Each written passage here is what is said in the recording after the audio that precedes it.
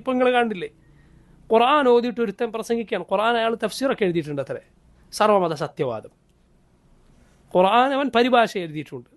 എന്നിട്ട് എന്താണ് വാദിക്കുന്നത്? എല്ലാ ദീനും സത്യമാണ്.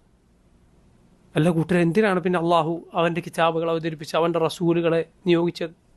റസൂലുള്ളാഹി സ്വല്ലല്ലാഹു അലൈഹി വസല്ലം എന്തിനാണ് മക്കയിൽ ഈ കഷ്ടപ്പാടൊക്കെ പെട്ടത്? അബൂജഹലിനോട് നീ നിന്റെ ദീനിൽ നിന്നോളൂ, നിനക്കുമാണെങ്കിൽ സ്വർഗത്തിൽ പോകാമെന്ന് പറഞ്ഞാൽ അവർ പറയും അഹ്ലൻ വസഹ്ലൻ. ഞങ്ങൾ തമ്മിൽ എന്തിനാണ് പ്രശ്നം? എന്തിന് ഇത്രയും സ്നേഹം? 40 വയസ്സ് വരെ ഉണ്ടായിരുന്ന റസൂലുള്ളാഹി സ്വല്ലല്ലാഹു അലൈഹി വസല്ലമയെ അവർ മക്കയിൽ നിന്ന് പുറത്താക്കണം, നബിയോട് യുദ്ധം ചെയ്യണം. ഇങ്ങനെയായിരുന്നു നബി പഠിപ്പിച്ച ദീനെങ്കിൽ നിങ്ങളും ചിലപ്പോൾ രക്ഷപ്പെടും, ഞങ്ങൾ രക്ഷപ്പെടും. മനസ്സിലായില്ലേ? അള്ളാഹുൽ വിശ്വാസം ഉണ്ടായാൽ മതി. അവർ അള്ളാഹു ഉണ്ട് എന്ന് വിശ്വസിച്ചിട്ടില്ലേ? അള്ളാഹു ഉണ്ടെന്ന് വിശ്വസിച്ചിട്ടുണ്ട്. അള്ളാഹുവിനോട് നോമ്പെടുത്തിട്ടുണ്ട്, ഹജ്ജ് ചെയ്തിട്ടുണ്ട്, ഇഅ്തികാഫ് ഇരുന്നിട്ടുണ്ട്, അള്ളാഹുവിനോട് പ്രാർത്ഥിച്ചിട്ടുണ്ട്. ഒക്കെ ചെയ്തവരാണ് മക്കയിൽ മുശ്രിക്കുകൾ.